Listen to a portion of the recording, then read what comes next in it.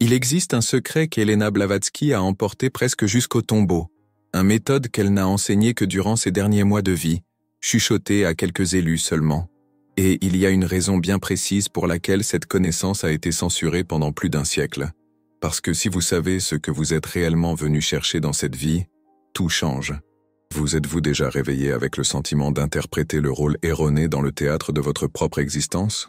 Comme s'il existait un scénario original, écrit spécialement pour vous, mais qu'on aurait échangé à la dernière minute contre un autre, complètement différent? Je sais ce que vous ressentez, cette inquiétude qui ne quitte pas votre poitrine, cette certitude qu'il y a quelque chose de plus grand qui vous attend, mais qui reste toujours hors de portée, comme une musique que vous connaissez, mais dont vous ne parvenez pas à vous souvenir des paroles. Elena Blavatsky a découvert qu'il existe une raison scientifique à cette sensation, et ce qu'elle a trouvé était si dangereux pour le système établi que ses propres disciples ont reçu l'ordre de ne jamais le révéler publiquement. Mais aujourd'hui, vous allez le découvrir. Avant de mourir, Blavatsky fit une confession troublante à Annie Besant. Elle dit avoir passé des décennies à n'enseigner que la surface, que la véritable méthode pour découvrir sa mission sur Terre était le contraire complet de tout ce que prêchèrent les écoles ésotériques de l'époque. Et savez-vous ce qui est le plus effrayant? La neuroscience moderne a prouvé qu'elle avait raison, parce que tandis que tout le monde vous dit de suivre vos passions, Blavatsky a découvert que votre véritable mission est cachée exactement là où vous voulez le moins regarder. Dans vos inconforts, dans vos irritations inexplicables, dans ce qui vous laisse le plus inquiet, imaginez cela. Vous êtes assis dans une salle de cinéma, en train de regarder un film, mais il y a quelque chose qui ne va pas dans la bande son, une note discordante que vous seul pouvez entendre. Alors que tous autour de vous semblent complètement absorbés par l'histoire, vous ne pouvez vous concentrer sur rien d'autre que cette perturbation subtile, cette note discordante. C'est votre âme qui essaie de vous avertir que vous êtes dans le mauvais film. Blavatsky appelait cela « la grande perturbation », et elle a découvert que chaque personne qui vient sur ce plan physique apporte avec elle une fréquence spécifique, une signature énergétique unique qui ne résonne que lorsqu'elle est alignée avec son but originel. Mais voici le problème. Dès notre naissance, nous sommes entraînés à faire taire cette fréquence, à interpréter des rôles qui nous ont été attribués par les autres, la famille, la société, les attentes des autres, et plus nous nous éloignons de notre fréquence originelle, plus la perturbation devient intense. Vous connaissez cette sensation? C'est cette angoisse sans nom qui apparaît aux moments les plus inattendus, lorsque vous faites exactement ce que vous devriez faire, mais que quelque chose en vous crie que ce n'est pas vous, que vous trahissez une vérité fondamentale sur qui vous êtes réellement. Blavatsky a découvert que cette angoisse n'est pas un problème. C'est une boussole intérieure. En 1890, 3 mois avant sa mort, elle a mis au point ce qu'elle a appelé la méthode du désagrément sacré. Un système pratique pour déchiffrer les messages que votre âme envoie constamment à travers le malaise. Et sa première découverte fut choquante. Votre véritable mission n'est jamais là où vous l'imaginez. Elle est toujours déguisée en problème que vous évitez le plus de résoudre, comme la situation qui vous incommode le plus au monde, comme cette chose qui vous indigne et qui vous fait penser « quelqu'un devrait faire quelque chose à ce sujet ». Ce quelqu'un, c'est vous, mais pas de la manière dont vous le pensez. Je vais vous raconter une histoire qui a tout changé pour moi. En 1889, un jeune avocat indien était dans le train qui retournait de Londres en Inde. Pendant le voyage, il a été expulsé du wagon de première classe simplement à cause de la couleur de sa peau. Il est resté toute la nuit dans la gare glaciale, tremblant de froid et de rage. La plupart des gens diraient que ce fut l'un des pires moments de sa vie. Une humiliation inutile, un traumatisme à surmonter. Mais selon la méthode de Blavatsky, cette perturbation délivrait un message codé. Cette indignation spécifique, cette injustice qui le brûlait de l'intérieur, était son âme révélant sa véritable mission. Ce jeune homme était Gandhi, et le reste, vous le connaissez. Maintenant, dites-moi une chose. Quelle est l'injustice qui vous révolte le plus? Quel est le problème du monde qui vous met le sang bouillant? Cette situation que vous regardez et pensez, cela ne devrait pas exister. Notez cela dans votre esprit, parce que cette révolte n'est pas accidentelle. Blavatsky a découvert que chaque âme choisit son travail avant de naître. Mais pour protéger cette mission des interférences externes, elle est codée, déguisée en malaise, en indignation, en cette inquiétude constante que vous ressentez lorsque vous voyez quelque chose que vous considérez comme profondément injuste.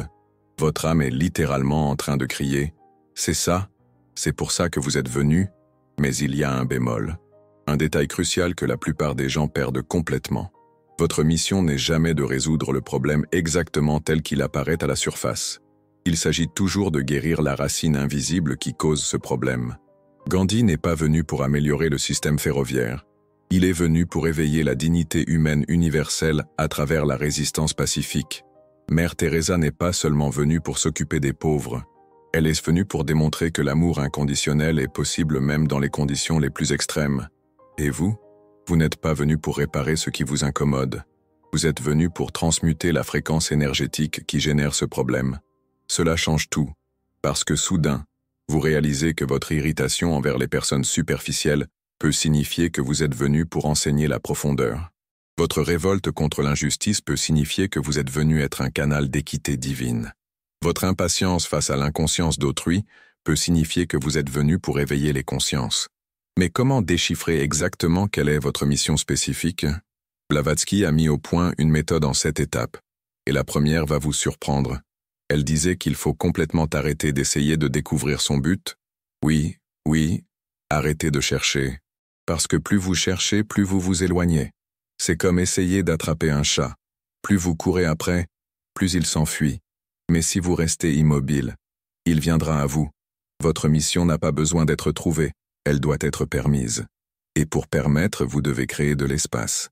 De l'espace pour que cette voix étouffée pendant des décennies puisse enfin parler. La deuxième étape est encore plus radicale. Vous devez faire une liste de tout ce qui vous incommode profondément dans le monde. Mais pas n'importe quel inconfort. Seulement ceux qui vous font perdre le sommeil. Qui vous font ressentir une indignation disproportionnée. Comme si c'était quelque chose de personnel. Blavatsky a découvert que ces indignations disproportionnées sont des traces de votre mission originelle tentant de se manifester. Parce que réfléchissez bien, pourquoi certaines injustices vous affectent-elles plus que d'autres? Pourquoi pouvez-vous assister passivement à certains problèmes, tandis que d'autres vous mettent littéralement hors de vous? Ce n'est pas parce que vous êtes plus sensible, c'est parce que votre âme reconnaît ces problèmes comme étant de votre responsabilité énergétique. La troisième étape est la plus difficile de toutes. Vous devez accepter que vous vivez peut-être déjà votre mission, mais de manière inconsciente et déformée. Permettez-moi de vous l'expliquer par un autre exemple. Je connais une femme qui a passé 40 ans de sa vie à détester les réunions, n'importe quel type de réunion. Elle disait que les gens parlaient trop et résolvaient peu, qu'ils perdaient un temps précieux dans des discussions inutiles, tandis que des problèmes réels restaient sans solution. Cette irritation était si intense qu'elle a changé de carrière 3 fois pour tenter de fuir les environnements corporatifs. Mais selon Blavatsky, cette irritation était une boussole intérieure inversée. Elle pointait exactement vers l'endroit où elle devait aller, et non pas d'où elle devait fuir. Aujourd'hui, à 52 ans, elle est l'une des facilitatrices de processus de groupe les plus sollicités du pays. Sa spécialité? Transformer des réunions improductives en expériences de création collective profondément efficaces. Elle n'a pas fui son irritation. Elle est devenue la solution à son irritation. Et cela m'amène au point le plus important de tous. Votre mission n'est pas quelque chose que vous allez faire dans le futur. C'est quelque chose que vous faites déjà maintenant, mais de manière inconsciente et peut-être mal orientée. Pensez-y. Avez-vous déjà remarqué comment certaines personnes viennent toujours vous voir avec certains types de problèmes? Comment vous êtes naturellement sollicité pour certains conseils ou une aide particulière?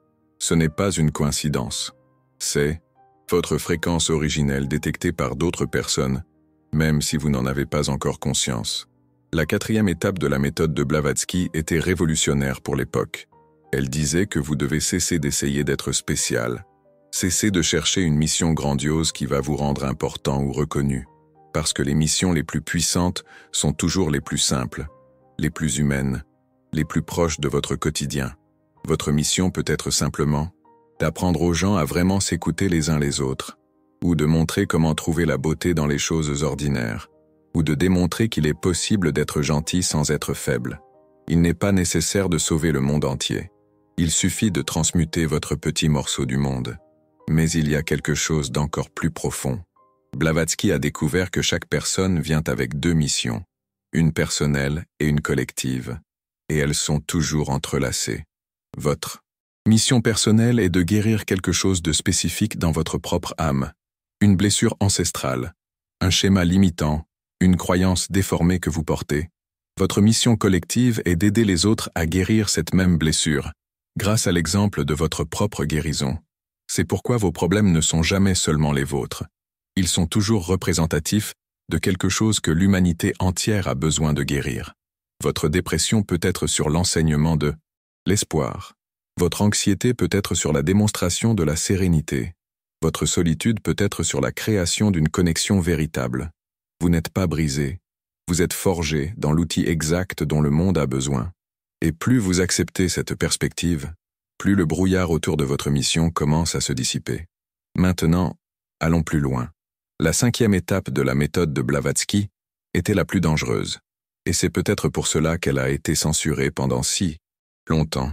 Elle a découvert que vous devez cesser d'essayer d'intégrer votre mission dans les modèles sociaux acceptés.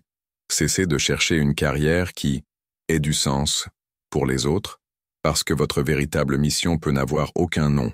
Il peut ne pas exister de profession pour elle. Il peut ne pas y avoir de chemin traditionnel qui vous y mène. Et cela terrorise les structures de contrôle. Imaginez un système où chaque personne se réveille à sa véritable mission, où personne n'accepte plus de vivre la vie des autres, où chaque âme humaine vibre à sa fréquence originelle. Quel genre de monde serait-ce? Un monde où il serait impossible d'exploiter, de manipuler ou de contrôler les gens, parce que chacun serait connecté à sa propre source de pouvoir intérieur. C'est pourquoi cette connaissance a été censurée. Mais vous êtes ici, en ce moment, vous écoutez cela, et ce n'est pas une coïncidence. Maintenant, respirez profondément. Sentez l'air entrer dans vos poumons, parce que ce que je vais vous révéler maintenant va bouleverser tout ce que vous croyez savoir sur le destin et le libre arbitre. Blavatsky a découvert que votre mission n'a jamais été choisie par vous avant votre naissance. Elle a été choisie par une version future de vous, une version qui a déjà accompli ce voyage et envoie des instructions dans le passé.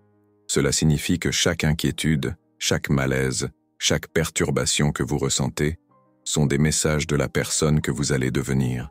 Lorsque vous aurez accompli votre mission, c'est votre propre sagesse future qui essaie de vous guider vers la maison. Pensez-y. Combien de fois avez-vous déjà eu une intuition sur quelque chose et avez ensuite découvert que vous aviez raison? Combien de fois une voix intérieure vous a-t-elle prévenu d'une situation avant qu'elle ne se révèle? Cette voix, c'est vous, mais la version de vous qui a déjà vécu cette expérience et essaie de vous épargner des souffrances inutiles. Votre mission est simplement le chemin le plus efficace pour devenir celui que vous êtes déjà dans le futur. La 6e étape est là où tout commence à se connecter. Vous devez identifier quelle est votre blessure maîtresse.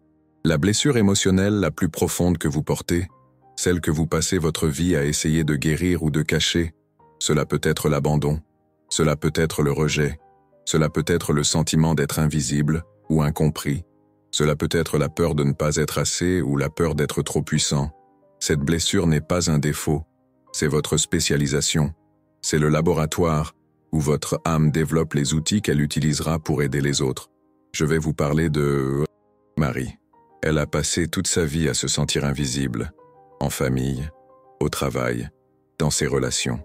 Toujours celle que personne ne remarque, personne ne se souvient, personne n'invite. Pendant 40 ans, elle a cru que c'était son destin cruel, qu'il y avait quelque chose de mal en elle qui la condamnait à une invisibilité perpétuelle, jusqu'à découvrir la méthode de Blavatsky. Aujourd'hui, à 45 ans, Marie est thérapeute spécialisée auprès des personnes qui se sentent invisibles. Elle a développé des techniques révolutionnaires pour aider ces personnes à se reconnecter à leur pouvoir personnel. Sa malédiction est devenue sa mission. Et savez-vous ce qu'il y a de plus incroyable? Elle a dit qu'elle ne pouvait aider ces personnes que parce qu'elle connaît chaque centimètre de cette douleur, parce qu'elle a habité cet endroit sombre pendant des décennies. Sa blessure l'a qualifiée pour être la guérison des autres. N'est-ce pas génial? La vie ne vous donne pas de problèmes aléatoires. Elle vous donne exactement les problèmes que vous devez maîtriser pour devenir utile aux autres qui rencontrent les mêmes défis. Votre douleur a un but, votre lutte a un sens. Vos problèmes sont votre CV cosmique. Mais voici la 7e et dernière étape, la plus transformatrice de toutes. Vous devez cesser d'attendre de vous sentir prêt. Cessez d'attendre d'être certain. Cessez d'attendre qu'on vous donne la permission ou la validation. Votre mission vous attend depuis des décennies. Elle n'a pas besoin que vous soyez parfait. Elle a besoin que vous soyez authentique. Et authentique signifie accepter que vous allez faire des erreurs, que vous allez trébucher, que vous aurez des moments de doute et de peur. Mais cela signifie aussi avoir confiance que votre âme connaît le chemin même lorsque votre esprit est perdu. Permettez-moi de vous poser une question qui pourrait tout changer. Si vous saviez que vous ne pouvez pas échouer, si vous étiez absolument certain que tout ira bien à la fin, quel serait le premier pas que vous feriez demain matin? Cette réponse, c'est votre mission qui vous appelle. Car voici le secret final que Blavatsky a découvert. Vous ne pouvez pas échouer dans votre mission. C'est littéralement impossible. Même si vous ignorez tous les signes, même si vous passez toute votre vie à fuir votre but, même si vous choisissez le chemin le plus long et le plus douloureux possible, vous finirez par arriver là où vous devez être. La seule différence, c'est combien de souffrances inutiles vous choisirez de porter en chemin. Votre âme est patiente. Elle a toute l'éternité. Elle continuera à envoyer les mêmes signes, à créer les mêmes situations, à attirer les mêmes personnes jusqu'à ce que vous acceptiez enfin qui vous êtes. Vous pouvez coopérer avec ce processus ou y résister, mais vous ne pouvez pas l'arrêter. Alors pourquoi ne pas vous faciliter la tâche? Pourquoi ne pas cesser de lutter contre le courant et commencer à nager avec lui? Pourquoi ne pas accepter que peut-être, juste peut-être, votre âme sait ce qu'elle fait? Maintenant, je vais vous donner un exercice pratique que Blavatsky faisait avec ses étudiants les plus avancés. Au cours des 7 prochains jours, faites attention à 3 choses. Premièrement, quel type de personne vous cherche toujours pour parler? Quel type de problème apporte-t-elle toujours? Cela révélera l'énergie que vous émanez naturellement. Deuxièmement, quand vous sentez-vous le plus vivant? Non pas heureux, mais vivant, électrique, comme si chaque cellule de votre corps vibrait à la bonne fréquence. Notez ces situations. Troisièmement, quelle injustice dans le monde vous fait sentir personnellement responsable de la résoudre? Non pas parce que quelqu'un vous l'a demandé, mais parce que quelque chose en vous ne peut pas accepter que cela continue d'exister. Ces 3 observations formeront une carte qui pointe directement vers votre mission originelle. Mais il y a plus. Blavatsky a découvert que toute mission authentique a une signature spécifique. Un schéma qui se répète dans la vie de la personne depuis l'enfance. Regardez en arrière, vers votre enfance, votre adolescence, votre jeune âge adulte. Quel thème se répète? Quel type de situation vous retrouviez-vous toujours impliqué? Quel rôle assumiez-vous naturellement dans les groupes? Ce schéma n'a jamais été accidentel. C'était votre mission qui essayait de se manifester à travers les circonstances disponibles à chaque étape de votre vie. Je connais un homme qui, depuis son enfance, a toujours été le médiateur de la famille. Lorsque ses parents se disputaient, il essayait de faire la paix. Lorsque ses frères et sœurs se disputaient, il trouvait des solutions. À l'école, c'était toujours lui qui réussissait à unir des groupes différents. Pendant des années, il a pensé que c'était un fardeau, qu'il était condamné à toujours résoudre les problèmes des autres. Aujourd'hui, il est l'un des médiateurs de conflits les plus respectés du pays, spécialiste de la réconciliation après la guerre dans les pays africains. Sa malédiction d'enfance était sa mission en préparation. Et vous, quel était votre rôle naturel enfant? Quelle fonction exerciez-vous toujours sans que personne ne vous le demande? C'est l'ADN de votre mission. Mais voici la partie qui m'émeut le plus. Blavatsky a découvert que lorsque vous acceptez enfin votre mission, lorsque vous cessez de lutter contre elle et lui permettez de se manifester à travers vous, quelque chose d'extraordinaire se produit.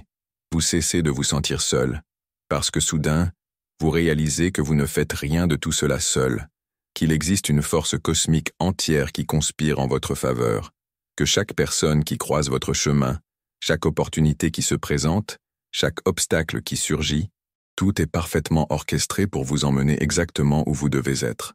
Vous devenez partie de quelque chose de beaucoup plus grand que vous-même. Et cette sensation, c'est comme rentrer à la maison après des décennies perdues sur la route. C'est la paix de cesser enfin d'essayer d'être celui que vous n'êtes pas. C'est la joie de découvrir que vous avez toujours été suffisant exactement comme vous êtes. C'est la liberté de ne plus avoir besoin de rien prouver à personne. Parce que maintenant vous savez pourquoi vous êtes ici. Vous savez quel est votre travail. Vous savez que votre vie a un sens profond et un but spécifique. Et surtout, vous savez que vous n'avez pas besoin de faire cela seul. Votre mission attirera automatiquement toutes les personnes, les ressources et les opportunités dont vous avez besoin, parce qu'elle n'est pas seulement la vôtre. Elle est un fil dans une tapisserie cosmique beaucoup plus grande. Lorsque vous tirez sur votre fil, toute la tapisserie se déplace. Lorsque vous chantez votre note, toute la symphonie devient plus belle. Lorsque vous brillez votre lumière, le monde entier devient un peu moins sombre. Alors répondez-moi à une dernière question. Si vous saviez que votre vie a un impact direct sur l'évolution de la conscience humaine, si vous saviez que votre mission est un code spécifique qui aidera notre espèce à faire le prochain saut évolutif, si vous saviez que vous êtes littéralement indispensable au plan cosmique, comment vivriez-vous différemment à partir de demain? Parce qu'Elena Blavatsky a découvert que ce n'est pas une métaphore. C'est la vérité littérale sur pourquoi vous êtes ici. Vous n'êtes pas venu vous promener sur cette planète. Vous êtes venu travailler. Vous êtes venu contribuer. Vous êtes venu offrir un cadeau spécifique que seul vous pouvez donner. Et le monde attend. Vos cellules attendent. Votre âme attend. Votre futur vous attend. Toute la création attend que vous cessiez de prétendre être ordinaire et acceptiez que vous êtes extraordinaire. Non pas parce que vous êtes meilleur que les autres, mais parce que vous êtes unique et irrévocablement vous. Et cela, c'est ce qu'Elena Blavatsky a vraiment enseigné, que vous n'avez pas besoin de découvrir qui vous êtes. Vous avez juste besoin de cesser de prétendre être quelqu'un que vous n'êtes pas. La porte a toujours été ouverte. C'est vous qui pensiez qu'elle était fermée.